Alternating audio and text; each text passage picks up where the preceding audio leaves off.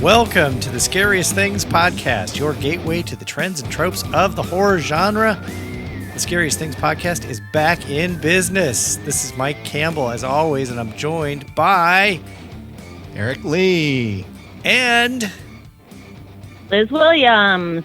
And tonight we're talking about the ultimate movie cheat, horror anthologies. Yeah. I say it's the ultimate cheat because there's no boundaries. You can literally cram in ghosts, extraterrestrials, vampires, werewolves, demons, satanisms, clowns, gore, torture, vicious animals, evil witches, monsters, giant monsters, monsters, zombies, cannibalism, psychopath, natural, ecological, or man-made disasters, and serial killers. You can cram all those into the horror anthology. You can cram all those into a single horror anthology. Right. Well, I think go ahead, Liz. Anthologies, I think, are the perfect horror movies for right now, where if you guys are anything like me, my attention span is maximum 25 minutes. Exactly. So you can pause your movie. Yep. You get something good. If you get bored, hey, there'll be another one on in just a few minutes. So anthologies are a good way to cut your teeth on different genres and check out new directors. That's right. Yeah, I'm right there with you, Liz, about the attention span thing. I've on a couple of these, I actually started them before I went to bed, and then I got sleepy, and I turned it off, and I came back, and I just I'll watch to the end of this episode, and I'll come back and watch the rest of it later. Because very few of these go past the longest you get in the horror anthology is 20 minutes, 25 minutes. But you'd be hard pressed to find in a horror anthology something that goes longer than 20 minutes. Right. Did you find any? Mine go past 20. are pushing it. Pushing 20? Yeah. Not in the ones that I did this for this, because I've talked about Qui-Gon Right. before. Oh, yeah, there's some long ones. And Qui-Gon is like a 2.5 hour movie with four pieces, and they're 40 minutes apiece. That is pretty long. So that's the exception. I think one of mine has long ones, but I'm not sure actually how long each segment is. I'm going to look for that before I talk about it. Did any of you watch the ABCs of Death? I've watched it before. You know what? I've watched it before, and I tried to watch it again for this. It's not good. Well, and there's 26 of the vignettes, and so I haven't. Opinion. Yeah. The thing I like about it though is the vignettes are crazy short. Right. They're all super short. Yeah. But I would say less than 50% of them are good. Yeah. So 40%. Yes, agreed. 40% are good. Yeah. Most of the ABCs of Death are not good. Do you know when? Do either of you know when the very first horror anthology, what year it came out? I did some research, and I'll be interested to figure out what you get. No. I have 1924 listed. Oh. No. Really? Earlier. Okay, so I tried to find the movie too. I could not find it. Okay. It's a 1919 film called Eerie Tales. Really? Yeah. I tried to find it. I was like, well, yep. Well, it's got to be on Canopy. It's got to be on Tubi. It's got to be on something. Nothing. No dice. I can't break into Movie Madness right. and steal their go to the silent film section and steal their VHS copy of it. That's not going to happen. Yeah, the one I found was a 1924 movie called Waxworks. Which was a museum curator who hires a writer to tell fantastic backgrounds of some of his creations, including Jack the Ripper. Did you watch it? I couldn't. Same thing. It's nobody carries silent films. Nobody's got Eerie Tales. But I think there's a very interesting setup for anthology horrors, and I think that maybe no other subgenre resembles sharing tall tales and scary stories like horror anthologies. And so I think they often utilize a spooky narrator, right? To thread the stories together. Sometimes they do, sometimes they don't. Yeah, but that's something. But you don't see narrators in most other types of movies. True. This is sometimes, particularly if they don't have strong connective tissue. Right. You get the Elvira or somebody to do that for you. Right. The Crypt Keeper. Yeah, the Crypt Keeper, classically. But this is kind of in the same vein as actually telling stories around the campfire, right, or bedtime stories, or or gathering around the water cooler and telling tall tales. And I think it's interesting how many anthologies actually have the word either tales or stories in them. If you see either of those things, you know you've got an anthology. Because let me beat you over the head. Yeah. Bonk. Tales from the Crypt, Unusual Tales, Grimm Prairie Tales, Tales from the Hood, Bedtime Stories, Italian Ghost Stories, Street Tales of Terror, Campfire Tales. It goes on and on and on. There's a whole you're like about to hear bunch of them. tales. Yeah, more than one, plural. Right. But this is, and then also it's like Grimm fairy tales, right? It's way back when and so this is, I think, actually is as a touchstone that these anthologies, and they often become morality tales. Just like more often than not, Grimm, especially the early ones, right? And later on, that you get the EC Comics creep show, Tales from the Crypt kind of things, where it's like, beware if you do something wicked because it'll come back and get you. You will be, it's like if you're obsessed about cockroaches, surprise, cockroach attacks you, right? That kind of thing. Did either of you guys run into anthology horror films where they're, because I think one of the other common characteristics is they all have like a through line. Yep. Right, like to connect them, and it's not necessarily the narrator. Right. It could be a device. It could be an object. It could be like someone's past that connects them all together. But there are some that don't connect them all together. One of mine does not connect. Okay. One of my choices has no connective tissue. Interesting. Okay. It is a classic definition of an anthology, which Norton's defines as a collection of selected literary pieces or passages of work or works of art or music. So they can connect, but they don't have to. They can all just be like, if you put it in one book, DVD, movie, whatever, it's an anthology. There you go. That's right. Yeah, and actually, that's of course, it probably it's not a film thing. It started in literature form. In literature. Yeah. Mm-hmm. With Chaucer, the Bible. Oh well, yeah, but the Bible. I guess there was some horror. There were some horror elements to the Bible, but there was really horror elements to the Canterbury Tales, right? Absolutely.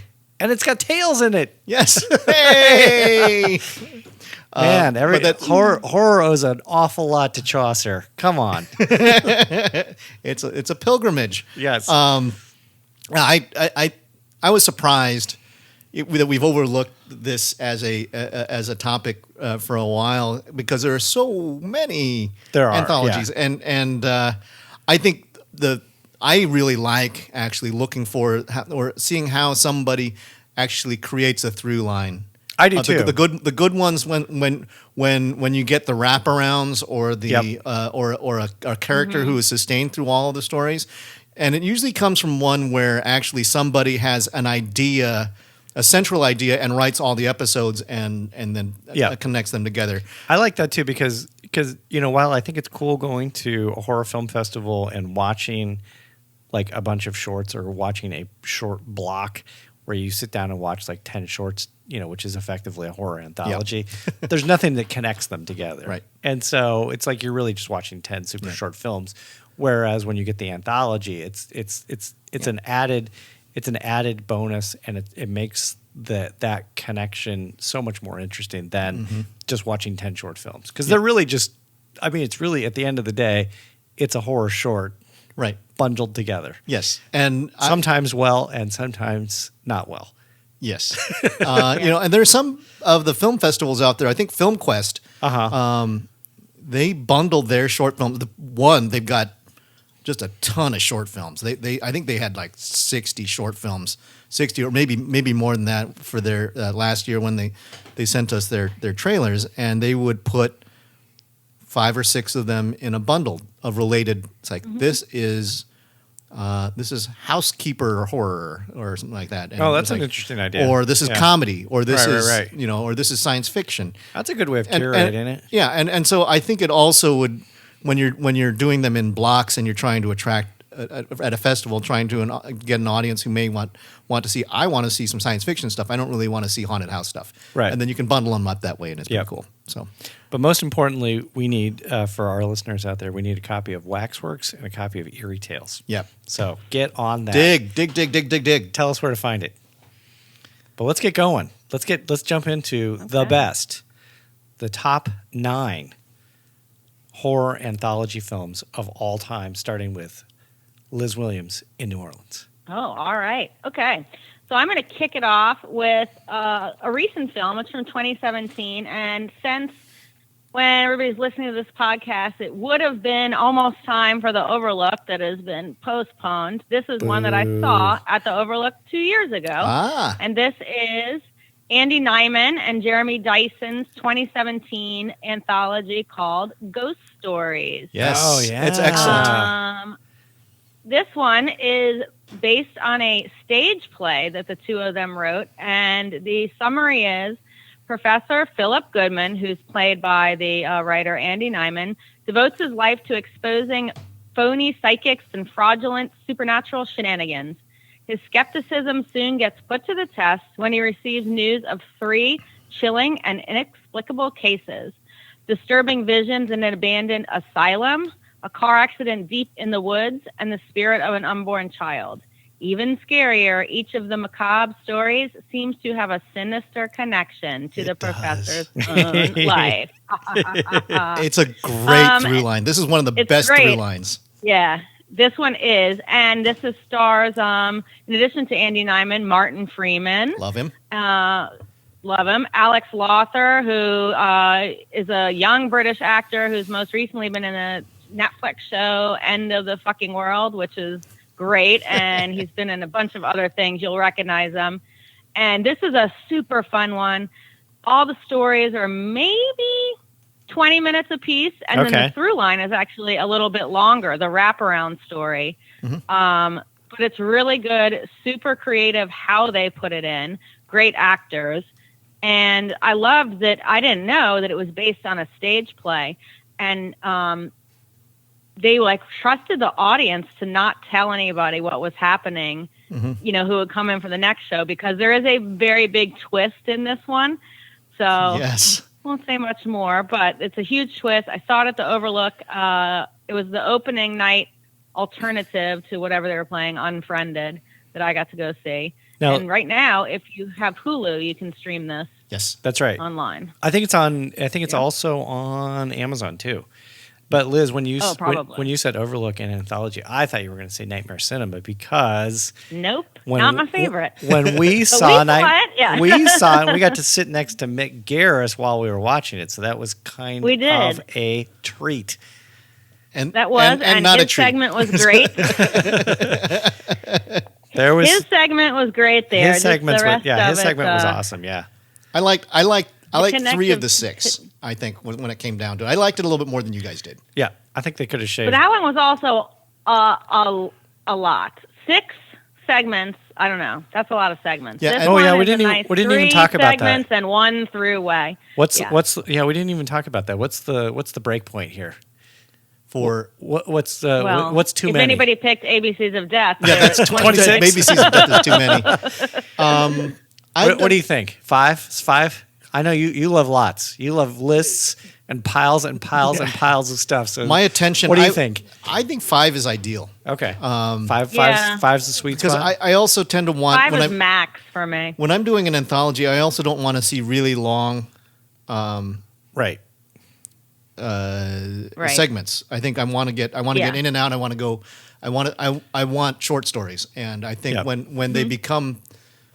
I think the big exception is Qui-Gon, which is Shakespeare. Yeah. That is more of,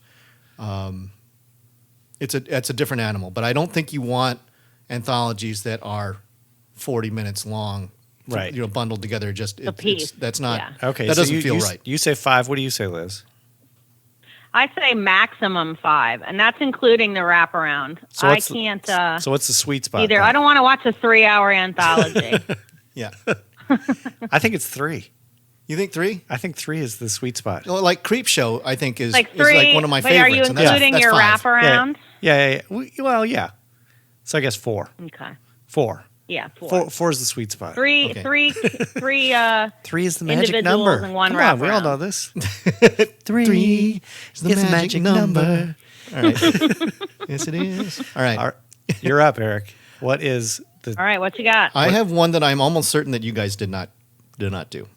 Well, don't be so certain. Because I had to order this. Be so I had to buy this because it's not available streaming. Okay. This is a 2007 animated film. Oh. It's called Fears of the Fears Dark. of the Dark, yeah. Yes. Oh. So this you were is correct. I did not. C'est français. Yeah. So you can Liz when she finally gets around to doing her Yeah, her God, dead I'm list doing for it. the I'm for doing the it. for French horror cinema. I can send you my copy if you need it. So I have it. Oh, you do? Okay. I do. It is I want a copy. a starkly animated anthology of black and white stories, and thematically strong, playing off the powers of light and shadow in all the stories. But it's pretty disconnected story-wise. There's not really much of a through. I think the connective tissue here is A, it's animated, B, it's black and white, C, it's all in French. Right. Not the language necessarily. I mean, for me, that's a connective tissue because I had to do. Fortunately, most of them are almost silent films. Right. They sort of range from this crisp, geometric, and stark kind of animation to hand-drawn charcoal and pencil sketch, kind of blurry stuff.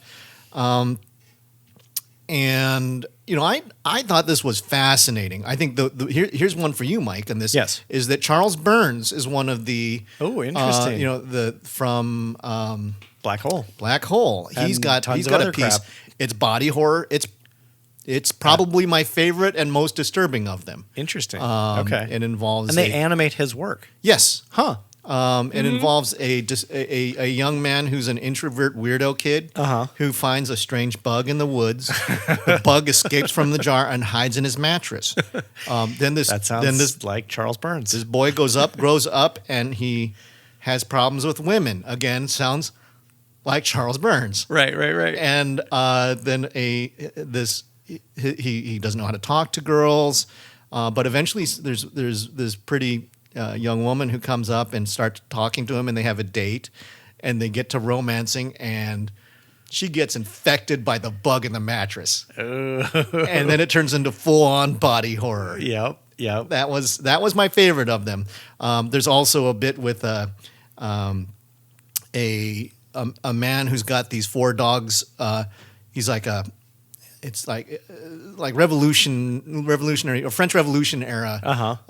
Like he's not royalty, but he looks like he's a well-to-do man, and he's just sicking these big hound dogs attacking his neighbors, and they do horrible things to people, and he eventually gets his own, which is great. But that one's kind of funny. It's also broken up between various segments. This is kind of one that doesn't have really an established pattern, so it's hard for me to figure out when the episodes were over and when they weren't, because it would stop and they would start again. They'd pick up another.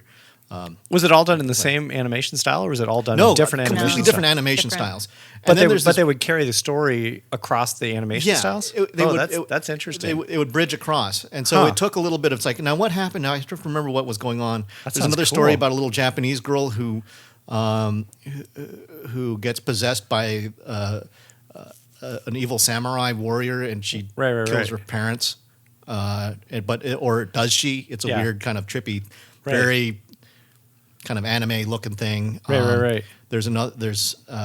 And the other really fun one. They got the last one, which is there's this burly mustachioed guy who breaks into a house, and it's crisp black and white, super. You know, the light and shadow. They build a lot of tension in this little animation because you kind of hit like he's going by or match light, and so he'll have this little spot of light, and then you'll see something in the background, and then it'll blow out, and he's a tough guy, right? And so it's like, but eventually he's in a haunted house, he gets fully spooked, and he's trapped in this house, and that's really well played. I think it's an art house piece. This is an A24. IFC Midnight. It's an IFC Midnight production. This is a 2007? 2007. It is available for purchase for $8 on Amazon. Okay. Physical copy. So I got a DVD. Cool. I will be borrowing that DVD post haste. Yes. Yeah, it's definitely worth a watch. If you are into animation and horror, you don't have a whole lot of options. There's just not a lot out there. And this was Heavy metal? Come on. Oh, I love heavy metal. I was this close to doing heavy metal, but I realized there's only one of them that truly is horror. And you have to be a 12-year-old teenage boy to really appreciate it. Yeah. Or a 50-year-old man who's got the kind of the same taste as a 12-year-old boy. It's like, all right, let's bring on the dragons and the women with big boobs. That's great. So, anyways, it feels like you're watching a film festival series of segments. It feels like we've seen those kinds of animations at film festivals. Right. Yeah. But this is, again, the consistency of it is that I think it's very kind of dark and artistic. Okay. I will check. I'm definitely going to check that out. I'll put it in a box for you to take home with you. All right. I love it. Okay. Take Mike, home horror. Put it in the body bag, because that is the film that we're going to be talking about. This is a film. I was shocked at the number of people in body bags. Roger Corman, Twiggy, Mark Hamill. Yes, that Mark Hamill. Yeah, he's great in that. Debbie Harry, Greg Nicotero, Sheena Easton, Stacy Keach. Who else? John Carpenter. Sam Raimi, Wes Craven, John Carpenter, Peter Jason, Robert Carradine, Toby Hooper, Tom Arnold.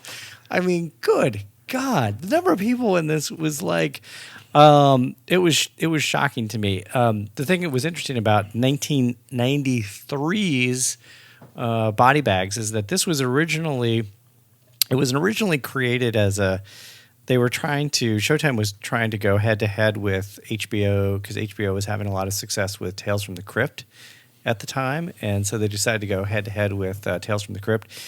And they produced it, they put it out. Nobody really cared for it. They bagged the series almost immedately. And then it just became, I don't even know if it went. I'm not entirely sure if it went to the theaters. I wouldn't be surprised if it went to the theaters, because that was a period in time when you could still go to the theaters with a horror anthology that was sort of loosely put together. But it definitely went to DVD, definitely went to VHS, or probably went to VHS before it went to DVD. Anyway, it is, I vaguely remember seeing it when it came out in 1993. I don't know if you saw it when it came out in 1993, but I never even heard of it. Oh, yeah. I really enjoyed it, especially, so there's three segments, and the wraparound in this case is John Carpenter. You are led to believe that John Carpenter is a mortician working in a morgue that really just looks like the sort of entry or foyer of like some Hollywood mansion, where there's just bodies strewn all over the place. And he plays this super creepy mortician who introduces you to each and every one of the stories. The first story is The Gas Station, which features Robert Carradine, Wes Craven, Sam Raimi. And it's a serial killer. Robert Carradine is a serial killer. And it is a heart-pounding, really, really exciting short that involves a woman who basically takes a job as a gas station attendant out in the middle of nowhere, and she's like stuck in this like little box. Yep, chalk that up to it's a classic trope. Stuck in a gas station. Stuck in a gas station. Yeah, that one is really great. The second one isn't as great as much as it is hysterical. Where Stacy Keach receives a botched hair transplant, and the hair transplant infests him with an alien parasite. And as we all know, Stacy Keach is a wonderful actor who can, I think, both play very formal and very staid, dramatic presentations, but he can also do comedy really, really well. And he is so goddamn funny in this. And then the final one is The Eye, and Mark Hamill plays a sort of middling minor league baseball player who loses his eye in a car accident, and he gets a transplant. Turns out the transplant is a killer. And so he is infected with murderous rage. It is, I will say, it's very well parked in 1993. It looks like it was made in 1993. The soundtrack is 1993. The acting. It reminds me of something that would have been out of Masters of Horror. Right. Yeah, totally. I mean, but the thing, and yeah, speaking of, that's a great point, Eric, because speaking of Masters of Horror, the thing that's wonderful about it is that you can tell everybody that's participating in it is having a super fun time. Yep. And it is also, it's kind of like when we had that discussion with Mick on stage where they would have these dinners and all the directors would get together and they would shoot the shit. Yep. And you suspect that this might have came out of something like that. It's like, hey, I got an idea. It's not a very long one. Hey, how's about we're just going to put some stuff together and we'll package it up. Right.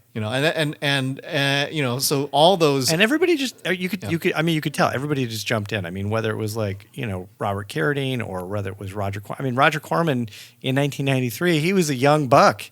He was only in his early 80s at that point. No, I mean but you could tell, everybody pitched in and had a fun time, including probably one of the best performances is Debbie Harry playing the nurse at the hair transplant facility, and she like just totally vamps it up as this like seductress space alien hair transplant technician, and it's a great film. It's super fun, and it is streaming now on Shudder through Amazon. So check it out. I encourage people to check it out. All right, Liz, what do you got next? Nice. Okay, my next selection is going to be my one that there is no through line. This is Three Extremes. Oh, yeah! I'm glad you're doing this one. I didn't catch this. I thought about watching it as I was picking and choosing these things. But I did too. Yeah. I have this on DVD with some, questionable subtitles. But so New York Times critic Dana Stevens said, although this movie may seem tame to the jaded fans of what has been termed New Asian horror, it serves as a fine introduction to the genre for those who are curious but squeamish.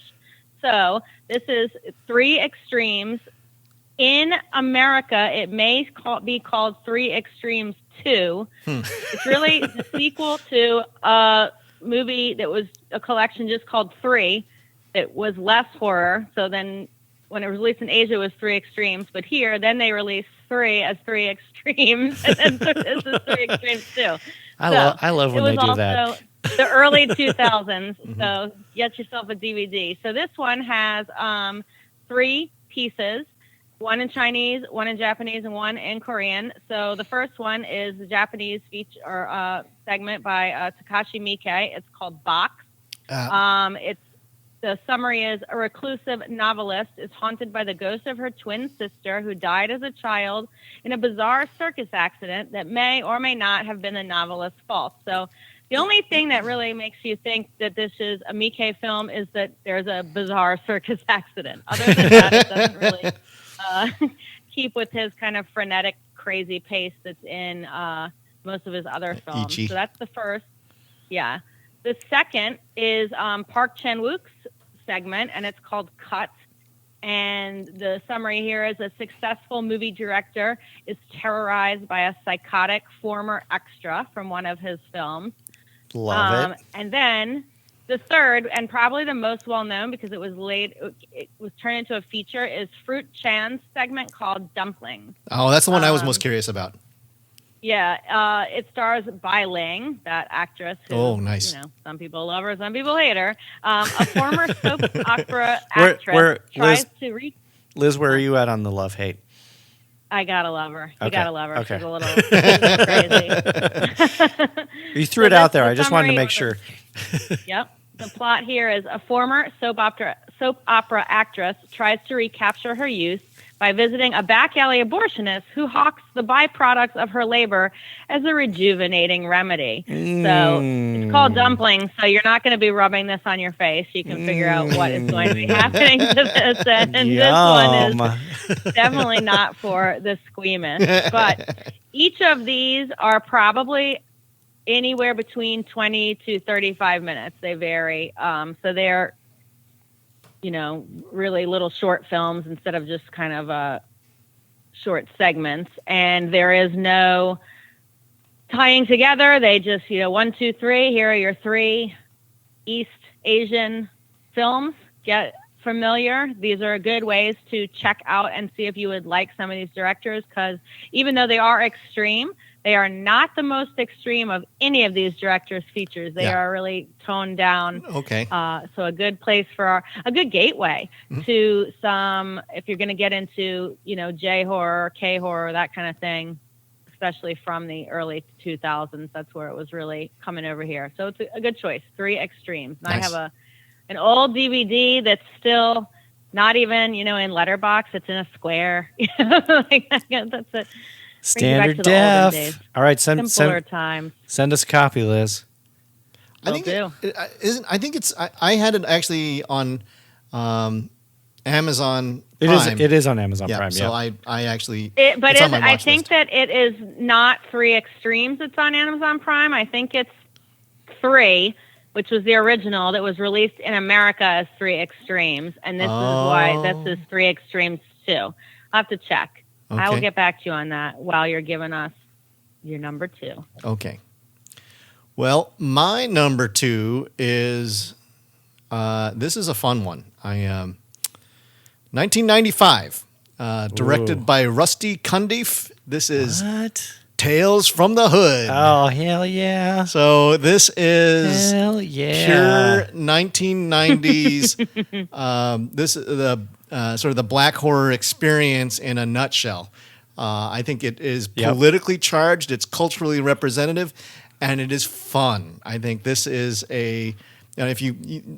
if you want really kind of an interesting sidebar to this, go check out Horror Noir. Yeah, totally. Where Rusty, they talk about it at length in that film. Yeah, talks about it. And this was I remember watching this back in Eugene on VHS. That was a lot of fun, and it was you start out the movie. The wraparound involves 3 LA gangbangers who are going to get the shit from a mortuary.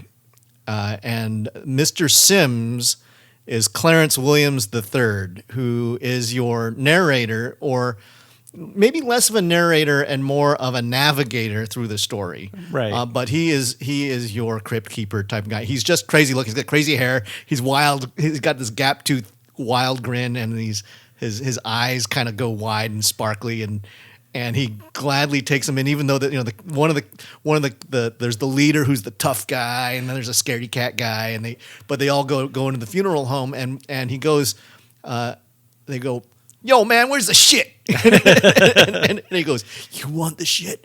Well, let me tell you about a story about this guy. And then they go to talk with, he'd open up a coffin and say, well, now this man did, and it would go, he'd launch into the story. The first one was called Rogue Cop Revelation, which was a story about police brutality, where the cops, there's 4 cops, one of them's a rookie, and he's the black guy on the squad. And it's like you couldn't get more nasty, bigoted cops. I mean, this is the classic kind of. Remember, this is the age of NWA, right. And post South Central. post NWA, but yeah. It's right in that pocket. But in that 90s, where 90s gangland kind of stuff was still rampant, and then you had like what was the one about the cops, the cops versus Crips kind of thing. Not Boys in the Hood. No. Well, no, Boys in the Hood was Boys in the Hood's the classic. Colors. Colors. Colors. Um, Colors. Colors. Oh no. I can go on, Liz, if you want. Anyhow, they pull over a civil rights activist who's been railing against drugs going in the police department, and they beat him up, and the rookie goes, "Hey, you can't do this," and it's like, "Hey, rookie, go check out and see if this guy's wanted for anything." And in the meanwhile, they really go to town on him, and then when they say they're just like, "Okay, we're gonna take him to the hospital," they actually take him. They drive him into the ocean and implant drugs on him and stuff. And it's just this nasty. I mean, it's like over the top kind of setup. And since it's a horror movie, he comes back from the dead to take revenge, which is very gratifying because it actually is a very intense sequence. This is so this is sort of what are black people afraid of? Right.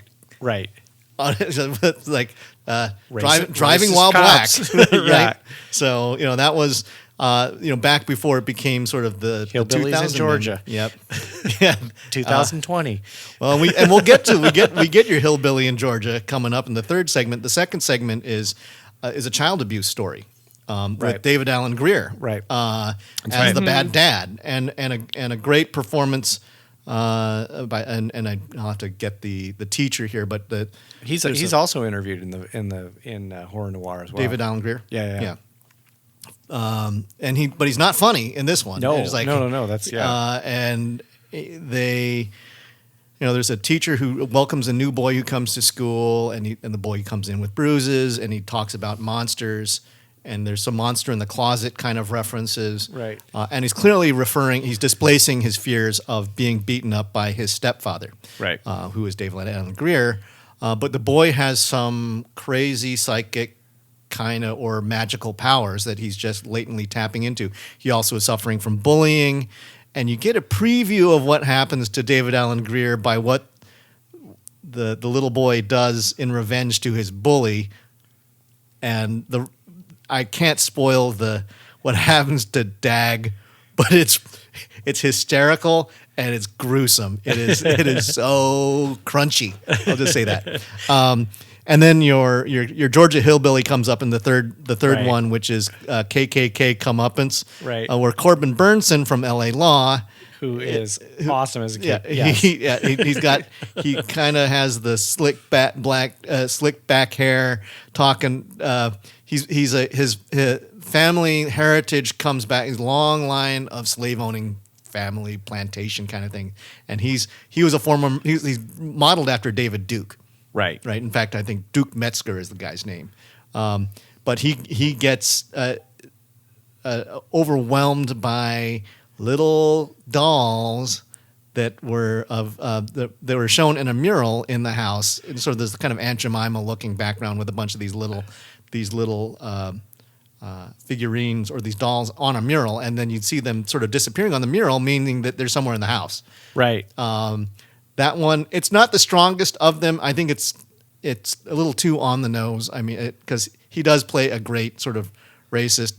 There's a bit of a fun bit where he and his press guy, who happens to be a black guy, trying to rehabilitate him, but there's an accident that takes him out that the little dolls cause, and it's that one is. It's fun, but it's not as it's like the boys do get bruised. The second one I think was my favorite of the bunch. Yeah. And then Hardcore Convert is about gang violence and repentance, and this one it's about blacks killing blacks. Right. And how that haunts people and there's a guy who there's a shootout. He goes to jail. Eventually, he gets put into an asylum to get rehabilitated.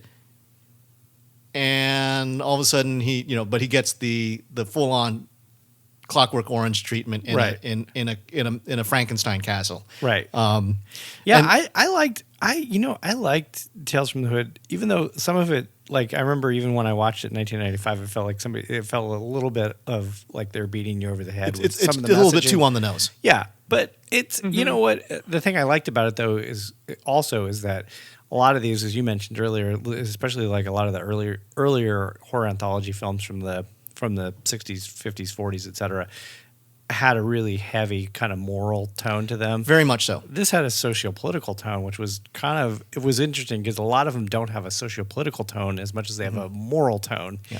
And that was kind of an interesting twist that you don't get from those earlier films. No, but they're linked here. Yeah. And I think like a lot of short film or anthologies, I think a lot of the stories want to try and get their idea out there in your face. Right. There's subtlety isn't the strong point of Tales from the Hood. No.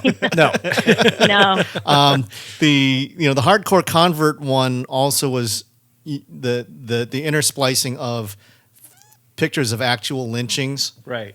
was kind of hard to watch. Yeah. I mean, they would go through there, and it's like, but it was talking about, are you so different than the bigots in the South that we so detest? Look what you're doing to your own neighborhood. Right. Which was, I think, a very interesting thing, because part of this is know your audience. Yeah. Right. I'm not the target audience. Sure. I'm a horror movie fan, but Yeah. I'm not. You're the target audience. I am a tangential target audience. Yeah. This is something written for, I think, black culture. Yeah. Heavy. Yeah. I thought they were all very entertaining, kind of on the nose. Yeah. But they just released a sequel to it that came out about 3 years ago. Right. I have not with seen Keith that. David Yeah. as doing the Clarence Williams part. Right. So, anyhow, Tales from the Hood, 1995. Okay. Good choice. I'm going back in time a little bit to 1972, the British horror film directed by Freddie Francis. This is Tales from the Crypt. Yes. Because I had to work Tales in somehow. Exactly. After getting lectured by Eric about making sure that I just did my Tales. Tales is in every single horror anthology. I have a stories and a tale so far. This is the thing that's cool about this one is that not only is it an anthology film, and not only does it have the word Tales in it, it also is based on stories from EC Comics, which is kind of neat. Mm-hmm. It was produced by Amicus Productions. It was filmed at the famed Shepperton Studios. This involves 5 strangers, one of which is the Joan Collins. Yay! The other 4, I could not tell you who they are. Bunch of British nobodies. They encounter the mysterious crypt keeper, who is in a... Can anyone guess? Crypt? Crypt, yes. That makes absolutely. It's the sort of the wraparound, the through line with the crypt keeper is largely useless because they don't really explain why they go to the crypt. They don't explain what the crypt is, and even at the end when they kind of give you the big ta-da punchline, it doesn't make a hell of a lot of sense either. But basically the crypt keeper makes each of the 5 people live or relive the manner in which they died. Oh. Okay. And so they have to sit and like So this is your life segment. From a third this is your person death segment. perspective, look at their life and go, "Oh Jesus, I'm a terrible person." Right. There's 2 of them that are really wonderful. The very first one, which is the Joan Collins bit, is really, really shocking. And you can see why they picked her for Dynasty. I mean, I don't know if the folks that were doing that were putting together all the actors for Dynasty looked at Tales from the Crypt, but she is so horrible. She's a bad girl. She is so horrible and so evil in her piece. But the one that really stuck with me was actually from the comic The Haunt of Fear in 1952 called Poetic Justice. And this involves Peter Cushing is the main character, an elderly dustman, a.k.a. garbage collector named Arthur Grimsdyke, who... What a name. Yeah, I know, it's such a great name. He basically lives in this little village, and he's lived in this little village forever. His wife dies, and this it's this like country estate, and effectively all of these like McMansions or real mansions sort of grow up around him. And all the people that live in this village in all these mansions have had it with the fact that this garbage collector lives amongst them, and they are so troubled by the fact that he is this kind gentleman who entertains children at the house. He's got lots of dogs, and they just detest the fact that he is so well liked in the community. He's an interloper, but they don't know what to do with him. They don't know what to do with him. So the next door neighbors who it's this. What you're sort of led to believe is a gay couple, male gay couple. They detest him enough to like start this smear campaign against him, and the first thing they do is they get him fired from his job as like, and he's been a garbage collector for like 40 years. They get him fired from his job. They get his dogs taken away. Oh. They don't let the whole community stops allowing the children to go by, and he would actually collect toys like in the garbage, he would rebuild the toys and give them to the children. They get them to stop allowing the children to visit him. And then the real kicker is on Valentine's Day, which is the day his wife died. They have the entire village get together and individually send him Valentine's Day cards, each one of them with like a little rhyme or a poem that essentially ends with, "We hope you die. Please leave our community." Oh, this town sucks. It's the worst. Yeah, so it's like they're like the worst people like you can ever imagine. So Grimsdyke, unbeknownst to the local villagers, Grimsdyke's wife, she used to dabble in the Dark arts. the occult, aka the dark arts, and he holds a seance to resurrect the wife. Then he kills himself. Oh, He hangs himself because he's so distraught by the fact that none of the neighbors want to have him in the community. And then the 1 year after 1 year after he kills himself, he eventually takes rise from the grave, comes back to haunt the villagers, and with a happy Valentine's Day note, the happy Valentine's Day note says, Happy Valentine's Day. You were mean and cruel right from the start. Now you really have no. And then he opens the box and there's a heart in there, and it's the one of the gay gentlemen. It's one of them, and it's their heart, and that's how it ends. But the whole Tales from the Crypt story ends basically. The Crypt Keeper is effectively, you get the sense he's some sort of like demon who is essentially, before they send them to hell, having them review their lives, and then they go to hell. And so at the very who does he review, the Peter Cushing, or does he review the townspeople who are so mean to him? He reviews the townspeople who are so mean to him. Yeah. Because the ditch digger or the dustman. Yeah. He did not deserve to get the hell treatment. No, not at all, not at all. No, they're all five stories are really, really good. But those are the two real standout ones: the Peter Cushing one and the Joan Collins one. Well, I think some people always associate British horror with Hammer. Right. Amicus is the other one. Right. And they specialized in anthologies. Yep. The one that I was trying really hard. The one that I really wanted to watch. And I can't find it anywhere. So as soon as you find a copy of Waxworks and Eerie Tales, yeah, Eerie Tales, Dr. Terror's House of Horrors in 1965. Yeah, I couldn't get it. That was one that I really wanted to watch for this, right. And that they say that is the high watermark for Amicus, and right. It is. Because it has Peter Cushing and Christopher Lee, Neil McCallum, a bunch of these great the British horror icons from that era, and they're all on a train going together, and the tales all involve the various people on the train. I thought that sounded really kind of Agatha Christie, kind of a nice take on it, but you can't rent it, you can't buy it, and so it's like I'm down to come on, open up Movie Madness. Seriously. So. All right, Liz, what is the best horror anthology that people should put their eyeballs on? Okay, I went super meta for this because I picked an anthology within an anthology. No. I picked, yes. You knew that had to happen at some point. The 2014 Christmas special called White Christmas, which is season 2, episode 4 of Black Mirror. Which is horror and sci-fi super anthology. meta. Extra meta. Yes. So, White Christmas, as I said, was the Christmas special. It's written by Charlie Brooker, who is the creator of the Black Mirror series. It was the last one of the movies, and I'm calling it a movie because it's an hour and 20 minutes long. So it is the last one of the movies that was on BBC before Netflix bought the series from them because BBC wasn't getting the ratings they wanted.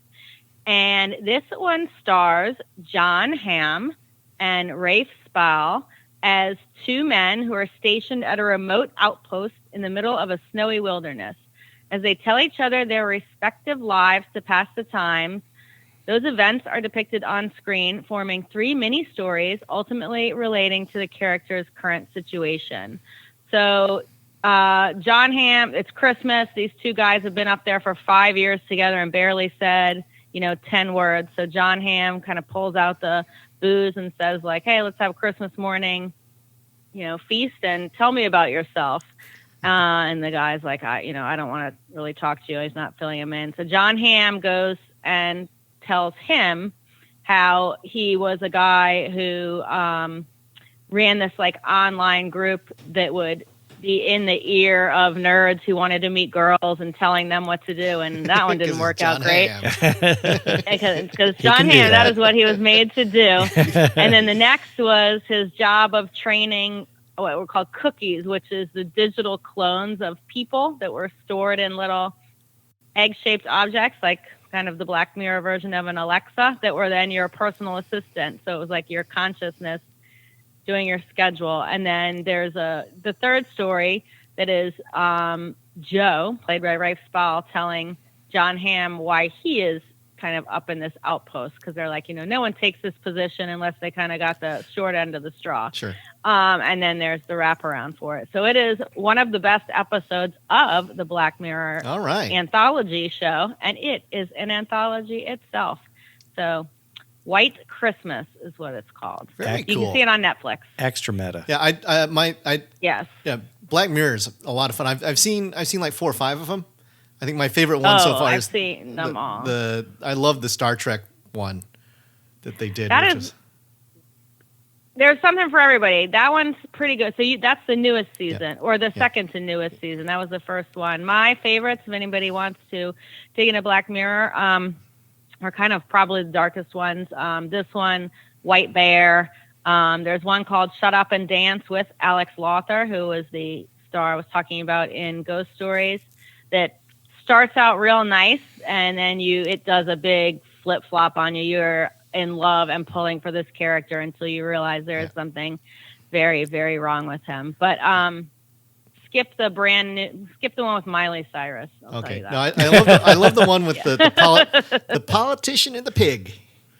That's the first. That's the first episode. That is. They started off with a bang with that one, yeah, and they sure did. This is, I think Black Mirror is about as close to actually doing right by Twilight Zone as that anything. That is his number one influence. Yeah. So if Twilight Zone is probably most classic. I guess you would call it an anthology, even though it's a series, not an anthology. Well, they did have a Twilight Zone movie, so we'll see if... Yes, they did, which is cursed. Someone's about to say that. Cursed. All right, so my top pick. What is it? Come on. 2015. Oh, you stuck in the modern era entirely. I had... 2007? 1995 is... Yeah, I guess. Yeah. That's sort of modern-ish. That's 25 years old at this point. I know. Oh, wait, what? Come on now. Southbound, 2015. Hell yeah. Southbound. What's that? Southbound is so good. Yeah. In fact, I hipped just recently when I was talking to our friend Matt Howell, who loves him some shout outs. I was talking to him about horror anthologies, and I said, have you ever seen Southbound? And he said, I've not seen Southbound. He watched it, and he came back to me and said, it was great. I hope so, because it is great.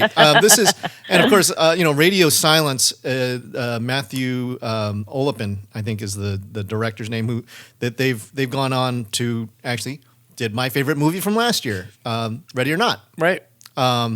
So this was a group, and this again has one of the best wraparounds. Oh my God! Does it ever? Yeah. And I think you can tell that it's a wraparound if you go into your to the select by chapter thing, because the first chapter is the way out, the end chapter is the way in. Yep. So there it comes full circle, but you get introduced by two men fleeing down a deserted, lonely highway, being slowly pursued by spectral beings, and they're certainly, they've been up to something, and they're panicky. They're on the run. They step into a gas station to try and clean themselves up.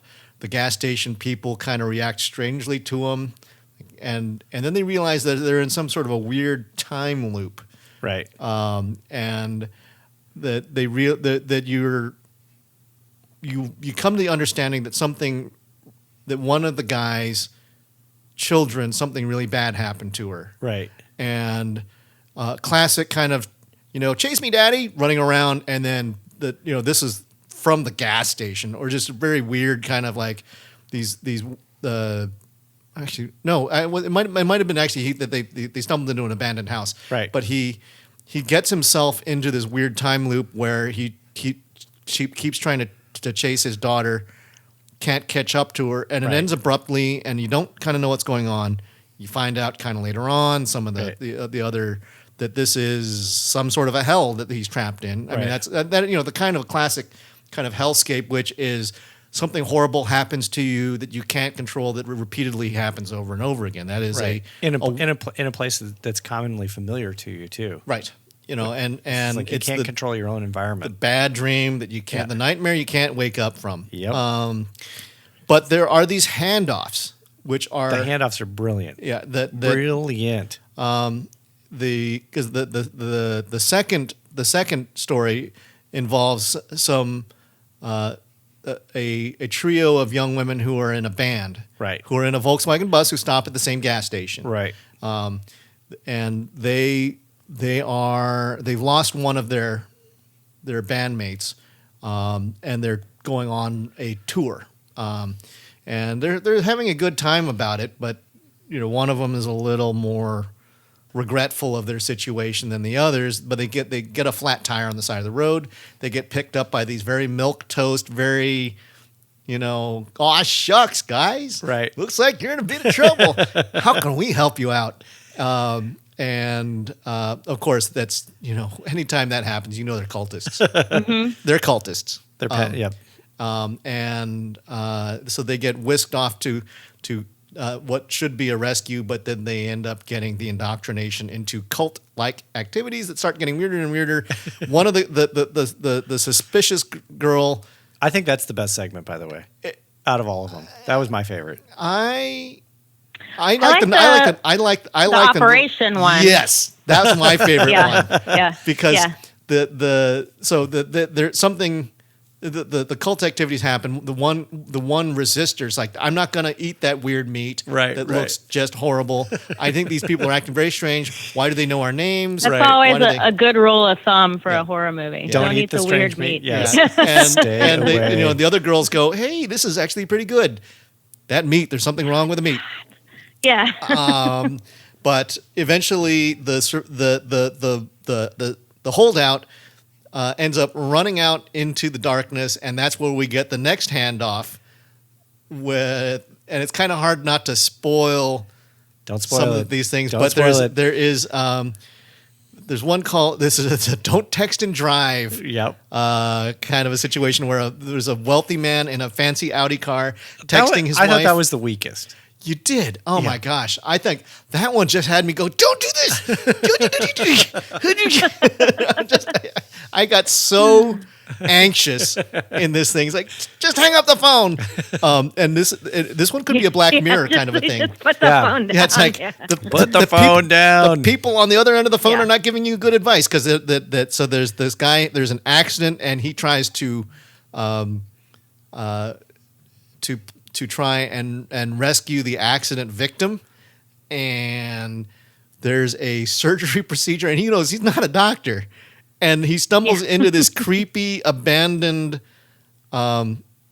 hospital that just so happens to be the same town that all these kinds, you keep traveling down this lonely highway, and operation time, and then when they start, and they're just giving him all kinds of bad advice. And you go, don't listen. These people, they're not. You ask for their credentials, and he doesn't. It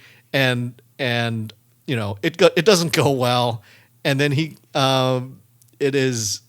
stumbles back out in the darkness, and there's the handoff is that you realize that the people whoever's whispering sweet nothings into his ear, you see that person hang up the phone and then go into a bar where the next segment. So that one was called The Accident. There's one called Jailbreak, which is some people don't need to be saved and shouldn't be. And there's a guy who comes in with a shotgun and into this bar where the woman who just hung up the phone goes in. That's your handoff. Right. And he goes, "Where's my sister?" And everybody in the bar goes, "Hey man, listen, take it easy. You don't want to be waving that thing around." And he starts and he goes, "I'm not joking around." And he starts he kills a couple of the people in the bar, or attempts to. He eventually he manages to convince one of the bar the people at the bar said, "All right, I'll take you to her." After he just enacts a bunch of violence in the bar. It's like, "Listen, man, calm down. I'll take you to her."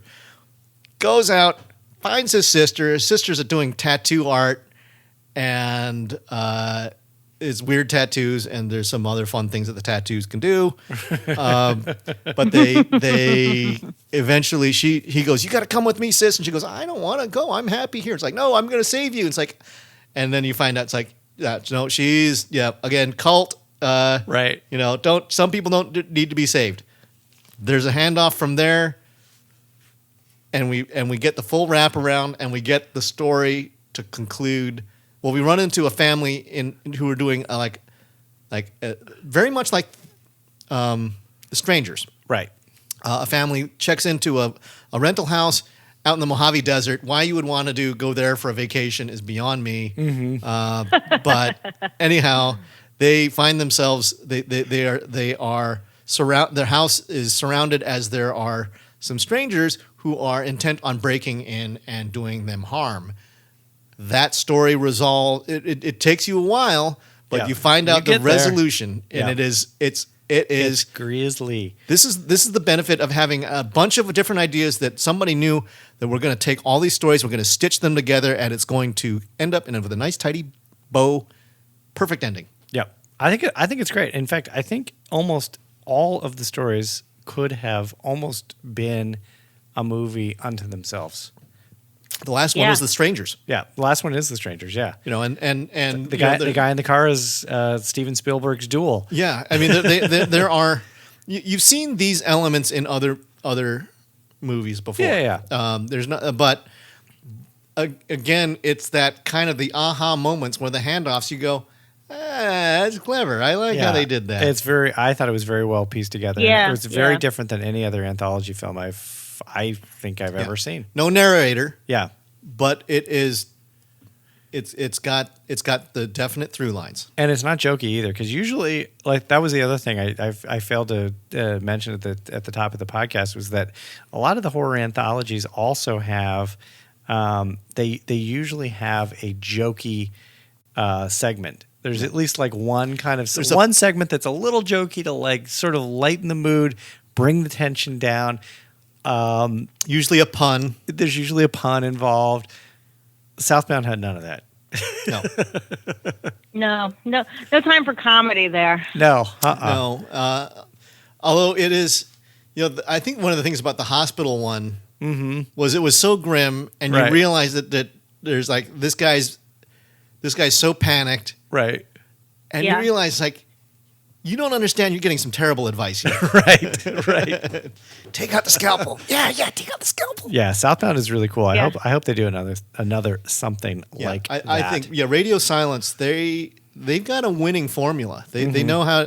Well, I think everybody in Southbound came from VHS. That's also correct. Yeah, that is correct. Yeah. Yep. We haven't touched on that yet. Mike's got one more to go. Yeah. What do you got, Mike? Well, we're going back to a little bit before Southbound, a little bit before VHS, a little bit before VHS 2. We're going to 1945 with the way back. the British anthology horror film Dead of Night by the Ealing Studios. Now, how in the hell they did a British horror film in 1945 at the height of World War II is beyond me, but they did. And they turned in one hell of a film with a number of wonderful actors, including Googie Withers, which I just love the name Googie Withers.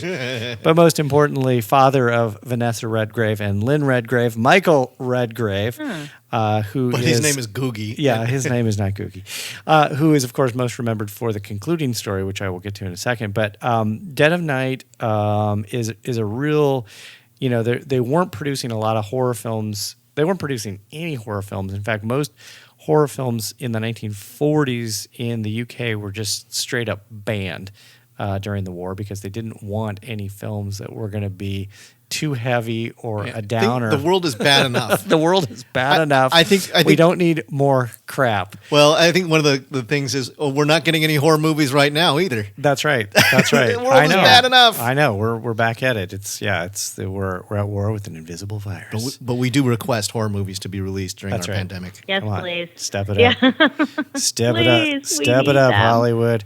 So Dead of Night involves an architect who wakes up after a terrible nightmare, which leads his wife to suggest that he spend time in the country. He's invited to a country home by a friend of his to consult on some renovations. And we all know architects are inherently weird, and they should not. Yeah. So upon arrival at the cottage, his friend reveals to him that he has assembled a group of guests at the house, none of which he has ever met before, but he has seen them all in a recurring dream.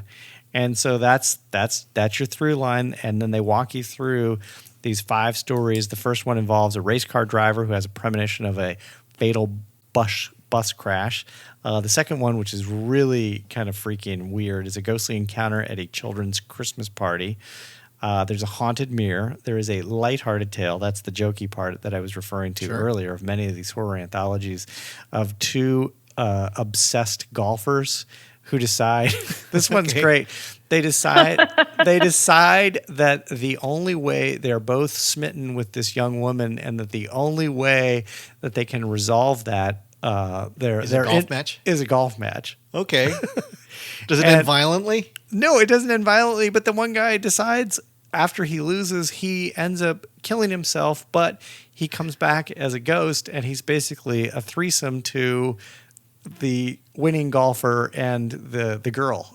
Well, there you go. You can have the best of both worlds. That's right. So he effectively haunts them forever, and he gets to play golf with his buddy each and every day, even though he can't play golf because he's a ghost. And then the very, very final story that Martin Scorsese, placed on his... Oh, okay. I thought he was going to say he wrote something in 1945? No, he placed it on his 11 scariest horror films of all time. Just the segment from Dead of Night is an unbalanced ventriloquist, Michael Redgrave, who believes that his dummy is truly alive. And nice. The dummy is telling him to do things, and he is having a difficult time separating fantasy from reality. And it, of course, is rather prescient because, it eventually was made into a movie effectively with magic and and Margaret and Anthony Hopkins. But Sir Michael Redgrave turns in a performance that is so goddamn chilling. And I was, because I read about it before I watched it, I thought, oh, it's not going to be, it's from 1945. How scary could it really be? I will tell you, it is equally scary, and it has a lot of the same vibe as the very final scene in Psycho when Anthony Perkins is talking to himself in the jail cell. Right. It's got a lot of that kind of vibe to it, and it is really spooky. And you could even, I don't know, make an argument that Alfred Hitchcock might have ripped off that Michael Redgrave performance. Well, he was active at that time. Hitchcock was a very active director in the 40s. That's right. That's right. And that's a great one because, boy, the 1940s, we know it's hard to find horror movies in the 40s, because America was no different than Britain. I think that there were very few. I think we had The Uninvited, and you had The Wolfman, and maybe a couple of them early. But the Hays Commission they they were the rule of the land, and you didn't violate that in the U.S. Yeah, for sure, for sure. And the Brits had something. They had more of an unofficial. I think their board would just ban movies. Right. And that held up for a while. The place where you can watch Dead of Night, because you can't see it on Netflix, you can't see it on Amazon, you can't see it on Tubi, you can't see it on Hulu. Support your local library and get yourself a Canopy account.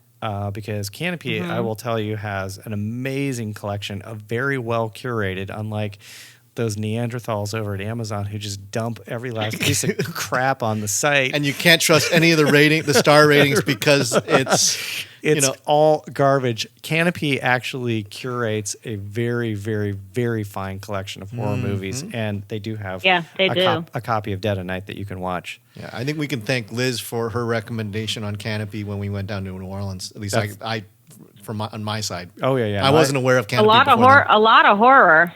Yeah. Oh yeah. They have a really good and a lot of international horror. Yep. So really, really good stuff.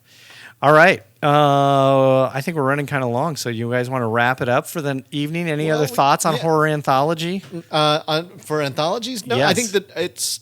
I think there was a lot more depth to it than I had expected. Oh yeah, for sure. We didn't all pick VHS too. Or Creep Show, or I'm glad you did Tales from the Crypt. There's a second ABCs of Death too. Oh yeah, well yes, there is. That's a marathon, folks. Yeah, but there have been some other ones that's 52 horror films. Holidays was one that if you can remember when we did that one. That one's got a lot. That's got this is like nine of them. Yeah. But it is it's a great way to do like mini binging. It is. It is, and you can break it anytime and come back. You can put it down. Yep. Take a break. Yeah. Go to the restroom. Come back. So, Mike, you got any grave digging? Quarantine attention. I have no grave digging. All right. Well, I have. Liz, how about you? Before. I'll do a little thing that I did discover on Netflix. Also, short little ones. Kind of falls in with the anthology film, but I didn't finish it yet. It's a Norwegian. It's called Blood Ride. So it looks cheesy. There's like a bus, the Blood Ride, but it's little 20-minute kind of the Norwegian versions of little Twilight Zone snippets. So that's a fun little anthology if you want to watch on Netflix. All right. Blood Ride. Well, I want to prep our listeners to something that we've got coming up, because this was episode number 97. Correct. And what that means is we are coming up onto episode 100. Slowly but surely. We've managed to make this the little train happen. The little train that could. You can't get rid of us. You just can't. As much as you would wish, we're still with you. So what we're going to do for our 100th anniversary, we'll call it that. Not our 100th anniversary. The 100th anniversary. Well, 100th episode. Okay, the scariest thing. I ain't that old. Yeah. The Scariest Things 100th episode Tournament of Horror Champions. Yes. And is that the official title? That's what we're going. That's what I'm going to call it. And we're Tournament of Horror Champions. We've developed THC. Yes. This is, if you are familiar with the NCAA basketball tournament or the World Cup, this is we're putting our top 100 movies of all times list to the test. That's right. By pairing off what movies would you rather watch, and I've taken the top 32 of our movies and given them the top seeds, and then we have backfilled that with I think 40 other movies to round out the field, and I've populated it with some interesting low seeds that we'll see how long they can survive when you move them through. How well will Event Horizon fare? Event Horizon didn't make the cut. It's not on the list. This is just like the NCAA tournament. There are going to be sleepers and snubs and favorites.